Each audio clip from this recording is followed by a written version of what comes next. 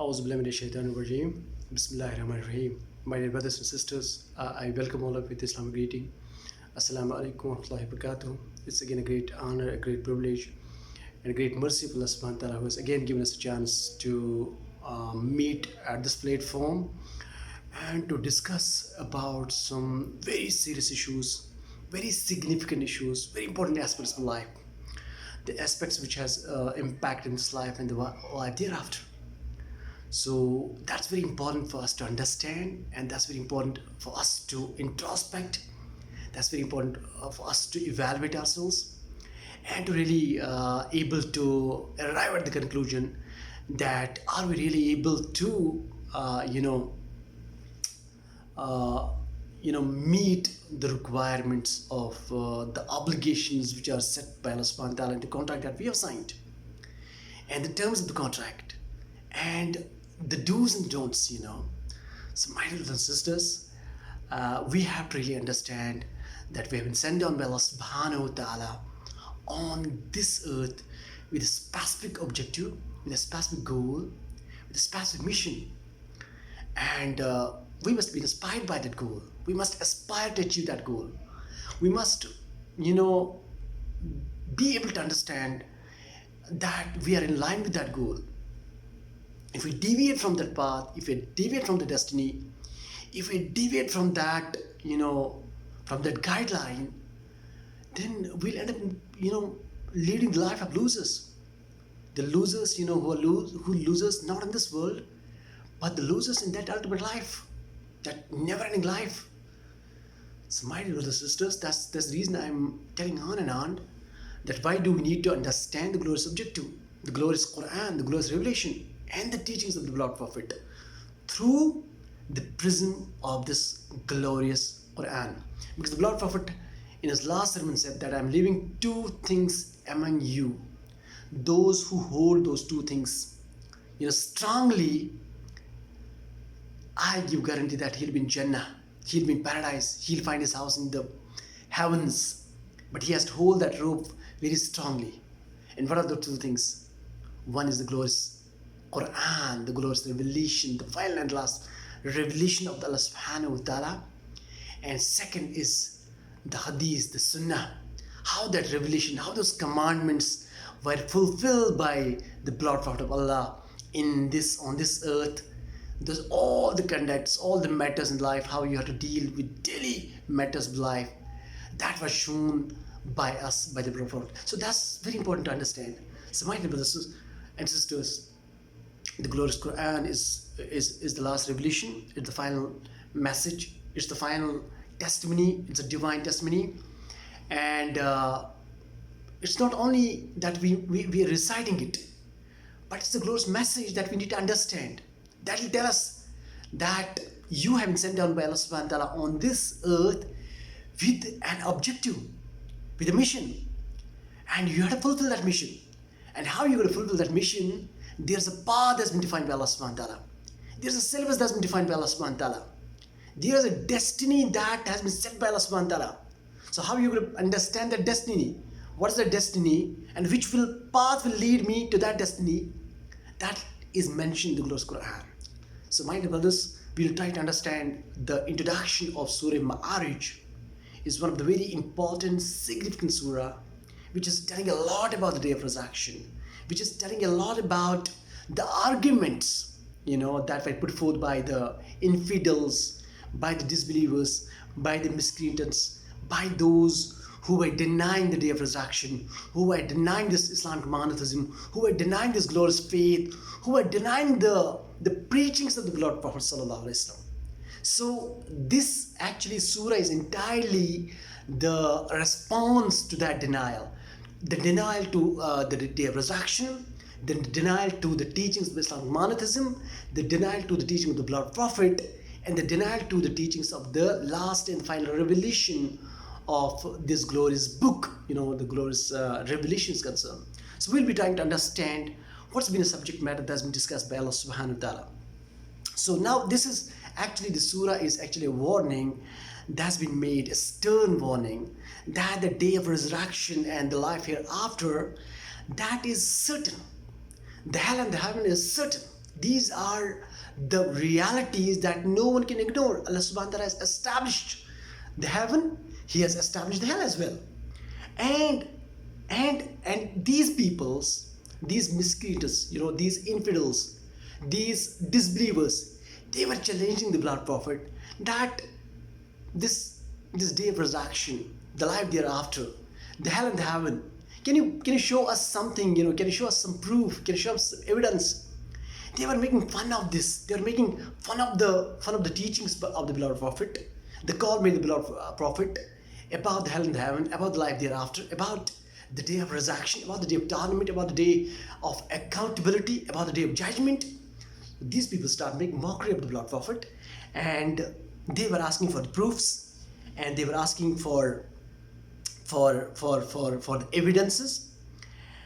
And the whole surah actually is a response to that denial. And the moment we look at the surah, it's actually starting with an effect that a caller has made a call of the day of resurrection, of the day of accountability, when that day of resurrection is going to happen, when that day of judgment is going to happen, when that will be established, when that will take place.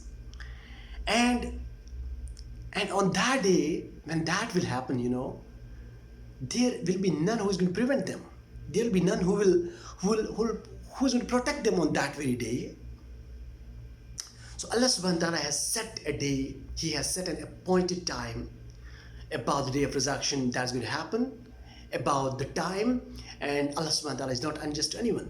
And that day of resurrection is going to happen on the appointed day, and there will be none who's going to protect, who's going to prevent those infidels, who's going to protect those kafirin, who's going to protect those disbelievers, and those people who denied the day of resurrection, who denied this great message of this great book, who denied the great message of the Lord Prophet, who denied the great message of the glorious revelation, and they will not find anyone to protect them besides the majesty of Allah subhanahu wa ta'ala.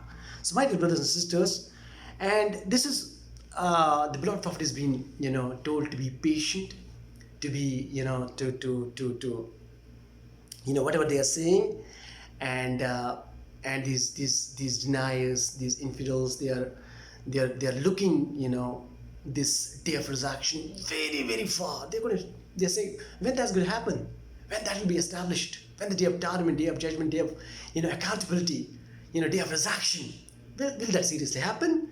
Trying to make mockery, trying to make fun of the beloved prophet.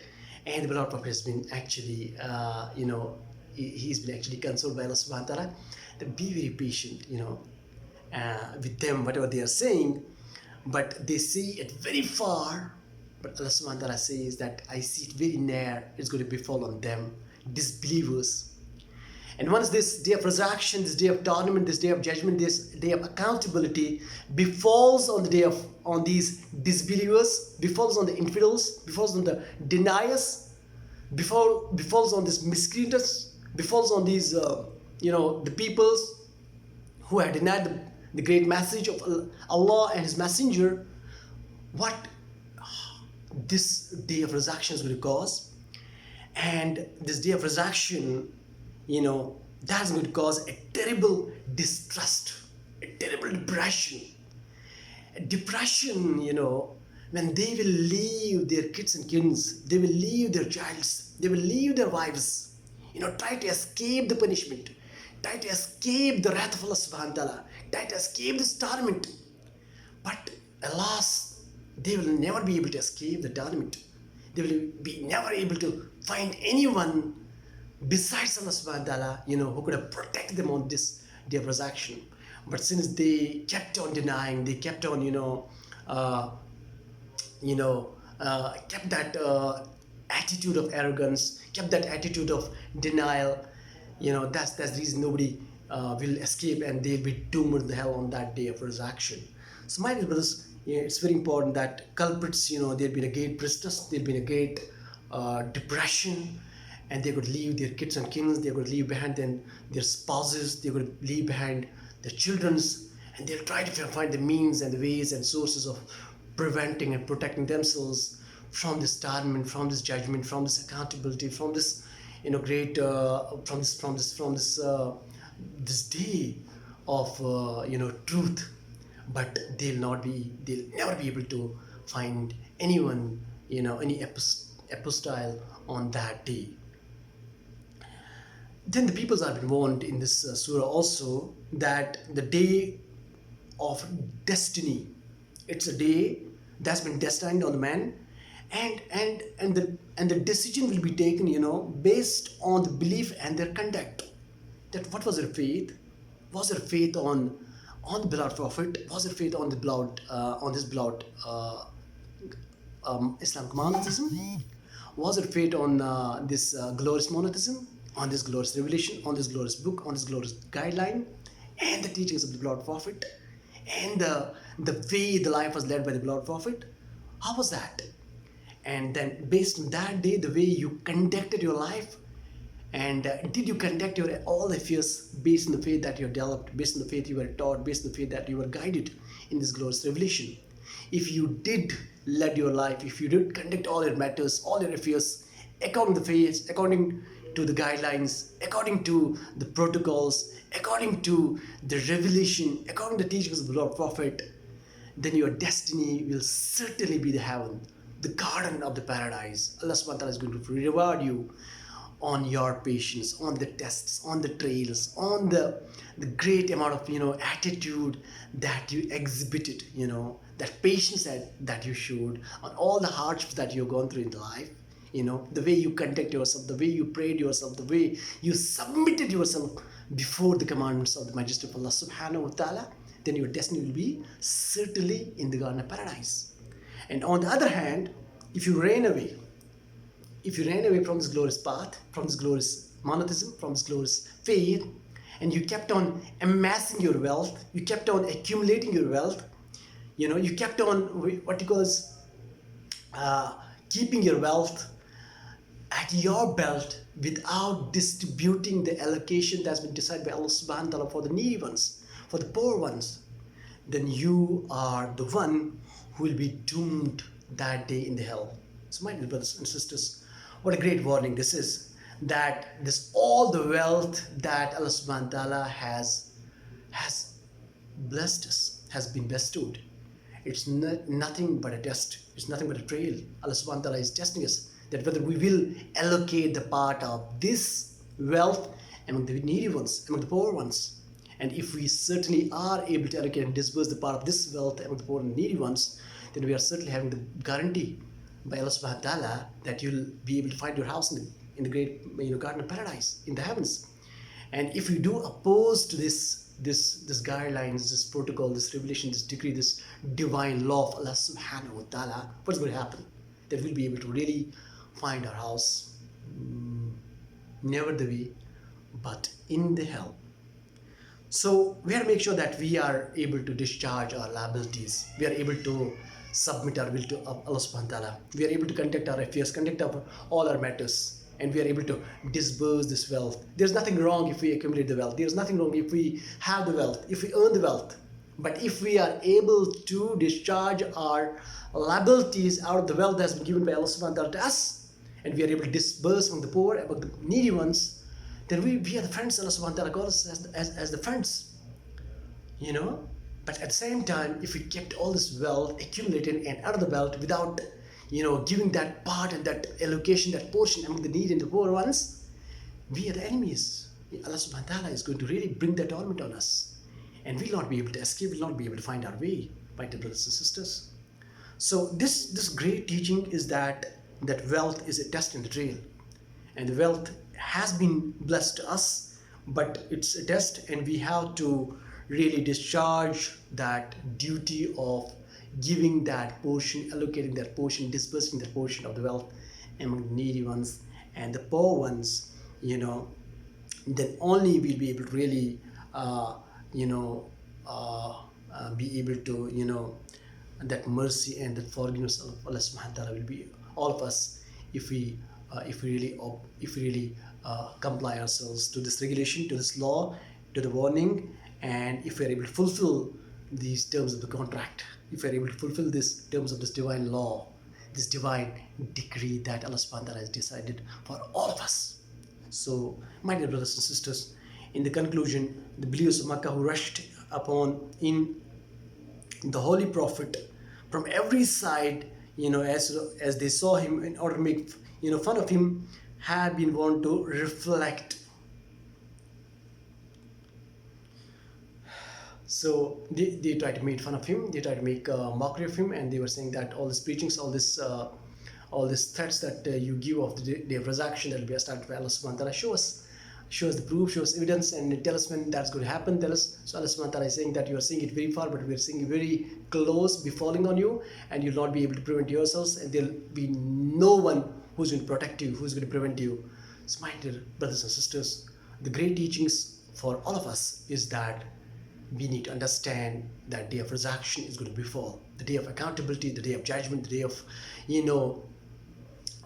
the day when everybody will have to produce his all the deeds, all the conduct, all the affairs that he did throughout life before the majesty of Allah subhanahu wa ta'ala, and the decree that Allah subhanahu wa ta'ala has, is that whosoever has conduct himself according to the great decree of Allah subhanahu wa ta'ala will be awarded the great place in the heavens, and whosoever was negligent, was arrogant, was lazy, and did not believe on this glorious monotheism, on the day of resurrection, on the life thereafter, he's going to find himself in the doomsday, in the hell. So may Allah's mercy and peace be all of us. May we follow this great monotheism, this great decree, the divine law, divine revelation, the divine rules of Allah subhanahu wa ta'ala, and may our minds and and the souls awake from from where we are and where we need to be, where we how to be actually the life that we are spending. Do we have a mission? Are we able to really fulfill that the terms and the conditions that we have set down, that are set down by Allah subhanahu wa ta'ala in his decree. Inshallah, maybe we inshallah will inshallah introspect ourselves, and we will try to fulfill ourselves to the decree of Allah subhanahu wa ta'ala. Meet you next time with the verses, with the glorious verses, and with the glorious chapter of Surah Ma'arij, inshallah, and try to explain one by one the message that's been delivered by Allah subhanahu wa ta'ala by each verse in Surah Ma'arij. Till then, Assalamu alaikum wa rahmatullahi wa barakatuh.